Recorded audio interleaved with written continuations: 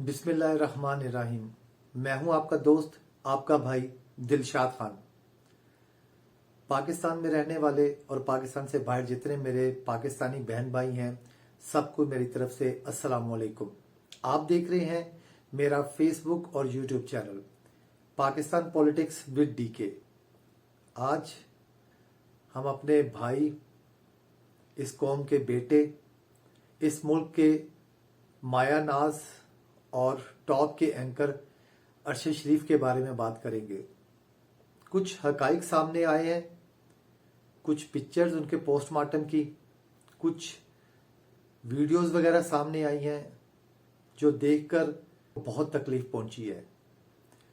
आपको मालूम है कि 23 अक्टूबर 2022 इतवार के दिन कीनिया में उनका असैसिनेशन हुआ।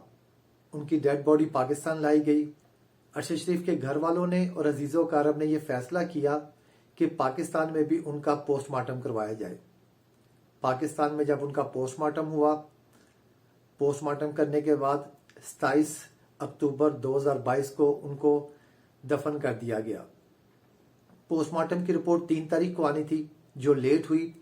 लेट होने के बाद बार बार जब पिम्स हॉस्पिटल के डॉक्टर्स को कहा उनकी वालदा की तरफ से कि पोस्टमार्टम रिपोर्ट दें, हमें पता चले कि हमारे बेटे की कैसे डेथ हुई है, उसकी असैसिनेशन किस तरह हुई है, हकाइक क्या सामने आते हैं। दूसरा लाजमी बात है कि पोस्टमार्टम रिपोर्ट के बाद आसानी होती है इन्वेस्टिगेशन करने में। उनकी वालदा ने कहा, लेकिन उन्हें पोस्टमार्टम रिपोर्ट नहीं दी जा रही थी। पिम्स हॉस्पिटल वाले कहते थे कि पुलिस के पास है पोस्टमार्टम रिपोर्ट। पुलिस वाले कहते थे कि आप पिम्स हॉस्पिटल के डॉक्टर से राब्ता करें। जब अरशद शरीफ शहीद की वालदा को पोस्टमार्टम रिपोर्ट नहीं मिली तो उन्होंने अदालत का दरवाजा खटखटाया और अदालत से कहा कि मेरे बेटे की पोस्टमार्टम रिपोर्ट नहीं दी जा रही। इसी दौरान में वजीर आजम शहबाज शरीफ ने ऐलान किया कि सुप्रीम कोर्ट का फुल कोर्ट इमरान खान के जो असैसिनेशन अटेम्प्ट हुई है उस पर और अरशद शरीफ के असैसिनेशन पे इन्वेस्टिगेशन करे और सारे हकाइक सामने लाए। लेकिन यू टर्न लेने में शहबाज शरीफ साहब भी कम नहीं। उस पर कुछ आप भी जानते, कुव्वतों ने उन्हें डांटा भी और सरजनश भी की कि आपने ये क्यों हमसे पूछे बगैर ऐलान किया है। तो उन्होंने उस पर यू टर्न लिया। यू टर्न लेके अब उन्होंने बेंच बना दिया है। सुप्रीम कोर्ट का फुल कोर्ट इन्वेस्टिगेशन नहीं कर रहा, अब इन्वेस्टिगेशन बेंच बना है, जुडिशियल बेंच बना दिया गया है। कुछ चीजें, कुछ हकाइक, कुछ तस्वीर सामने आई जिसका अभी तक हुकूमत पाकिस्तान ने डिनाइल नहीं किया। अरशद शरीफ शहीद की पोस्टमार्टम रिपोर्ट से उनकी मौत किस तरह वाकया हुई उसके हकाइक सामने आए। पाकिस्तान से जो 2 रुकनी कमेटी गई थी इन्वेस्टिगेशन करने के लिए कि अरशद शरीफ की कैसे डेथ हुई, कीनिया पुलिस उनके भी सामने प्रॉपर हकाइक नहीं लेके आई। उनसे हकाइक छुपाए गए, लेकिन उन्हें जितने हकाइक सामने आए, जितनी वो इन्वेस्टिगेशन कर सके, उन्होंने उन हकाइक की रोशनी में अपनी रिपोर्ट मुरतब की।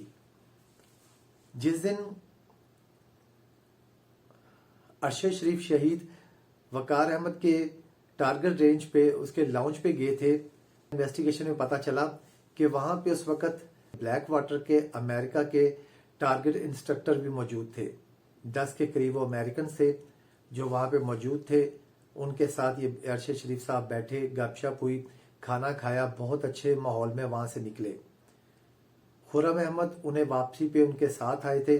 खुर्रम अहमद ने कुछ यहाँ पे खुर्रम अहमद का किरदार भी काफी मशकूक है। जब उसके बारे में इन्वेस्टिगेट किया गया तो पता चला कि जिस दिन अरशद शरीफ साहब दुबई से कीनिया के लिए आए थे, उसी दिन वो कराची से दुबई और दुबई से कीनिया आया था। खुर्रम अहमद ने उस दिन शॉर्ट रास्ता लेने की बजाय लॉन्ग रास्ता लिया, लॉन्ग पैसेज लिया वापसी का। रास्ते में उन पे रोका गया उन्हें गाड़ी पे और उसने कहा कि इस तरह उन पे फायरिंग हुई है। पोस्टमार्टम रिपोर्ट और इन्वेस्टिगेशन से सामने आया कि उनकी डेथ से 3 घंटे पहले उन्हें गाड़ी से उतारकर उन पर टार्चर किया जाता रहा। उनके हाथ की 3 उंगलियों से नाखून खींचे हुए थे, उनके हाथ की 2 उंगलियां टूटी हुई थी, उनकी पसलियां टूटी हुई थी। मैंने अपने पिछले वीलॉग में भी जिक्र किया था कि कुछ सोर्स ने बताया उनके घर वालों को کہ ان کے مرڈر سے پہلے، ان کے اسیسینیشن سے پہلے انہیں اتار کر ٹارچر کیا جاتا رہا اور گاڑی میں بٹھا کے ان کی پکچر لی گئی ہے۔ ایسا ہی ہوا تھا، ان کو 3 گھنٹے پہلے، مرڈر سے پہلے انہیں اتارا گیا گاڑی سے، ان پہ ٹارچر کیا گیا، ایک ہاتھ کی 3 انگلیوں کے ناخن کھینچے ہوئے تھے، ان کی 2 انگلیاں ٹوٹی ہوئی تھی، ان کی پسلیاں ٹوٹی ہوئی تھی۔ جب پاکستان میں پوسٹ مارٹم ہوا تو پتا چلا کہ بہت ہی کلوز رینج سے ان کی جو کمر میں فائر کیا گیا تھا وہ کلوز رینج سے کیا گیا تھا، 12 سینٹی میٹر سے لے کے 30 سینٹی میٹر کے درمیان میں، کیونکہ ادھر ان کی کمر پہ کاربن کے نشان تھے۔ کاربن کے نشان تبھی آتے، بلٹ کے کاربن کے نشان تھے، وہ تبھی آتے ہیں جب کلوز سے فائر کیا گیا ہو۔ ان پہ کافی ٹارچر کیا گیا، ان سے جو کینیا پولیس کا تو کام نہیں لگ رہا، اس میں لگتا ہے جیسے بلیک واٹر اور کچھ اور لوگ ملوث ہیں اس وقت، کیونکہ لاسٹ ٹائم جب وہ وقار کی طرف سے نکلے ہیں تو بلیک واٹر کے لوگ ادھر موجود تھے، لیپ ٹاپ ان کا نہیں مل رہا، آئی فون ان کا غائب ہے، پتہ نہیں کیا انفارمیشن وہ لینا چاہتے تھے، کیوں ٹارگٹ کیا اس قوم کے بیٹے کو، ایک مایا ناز اینکر کو ٹارچر کر کے اس کا مرڈر کیا گیا۔ ہماری حکومت کو چاہیے کہ اب اغیار کی طرف دیکھنے کی بجائے، یو این او کو دیکھنے کی بجائے، اسے کہنے کی بجائے کہ آپ انویسٹیگیشن کریں، ایک ہائی پروفائل انویسٹیگیشن ٹیم بنائیں جو ادھر جائے، انفارمیشن لے، پتہ کریں کہ کون تھے، قاتل کون تھے، کیا انفارمیشن لینا چاہتے تھے، ان کا مقصد کیا تھا، انہوں نے یہ ظلم کیوں کیا، اس پہ کیوں ٹارچر کرتے رہے، کیا انفارمیشن لینی تھی۔ اور آج جو دوسروں کی خبریں دیتا تھا آج وہ خود خبر بن گیا۔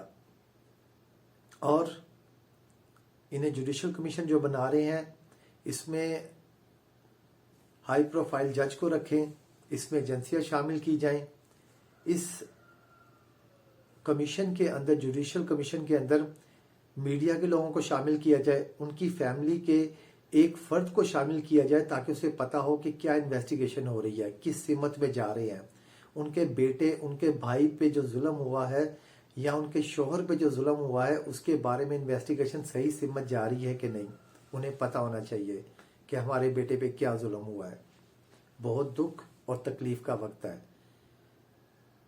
امریکہ میں جیسا کہ آپ کو یاد ہوگا کہ ریمنڈ ڈیوس ایک کریکٹر آیا تھا بلیک واٹر کا، جس نے یہاں پہ 2 مرڈر کیے تھے، ایک ایکسیڈنٹ میں 2 فائر کر کے۔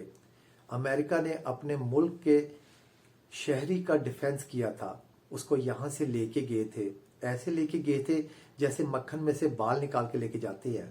ہماری حکومت پاکستان کو اس پہ ایکشن لینا چاہیے، کینیا کی حکومت سے بات کرنی چاہیے، ہائی پروفائل کمیشن جانا چاہیے جو جا کے انویسٹیگیشن کرے اور پتہ کرے کہ ہمارے اس قوم کے بیٹے کو کس نے مارا ہے، کس نے شہید کیا ہے، اس کا مقصد کیا تھا، وہ کون سی انفارمیشن لینا چاہ رہا تھا، ایسا کیا تھا کہ جو وہ ظلم کیا، ظلم کرنے کے بعد اس کا مرڈر کر دیا۔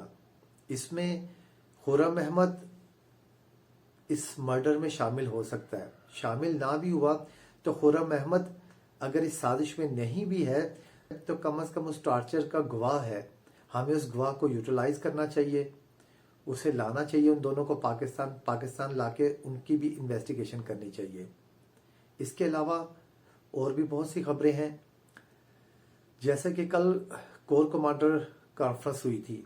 آپ کو پتا ہے کہ ہر ماہ کور کمانڈرز کانفرنس ہوتی ہے، لیکن کل کی کانفرنس بہت غیر معمولی تھی، 7 گھنٹے تک یہ کانفرنس جاری رہی، اس کا اعلامیہ بھی نہیں جاری کیا گیا۔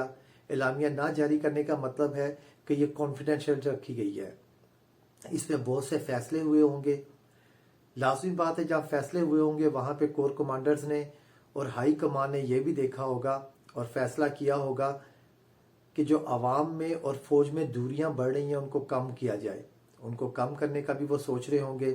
حکومت کا فیصلہ بھی ہوا ہوگا، عمران خان پہ ہونے والے اٹیک کا بھی ہوا ہوگا۔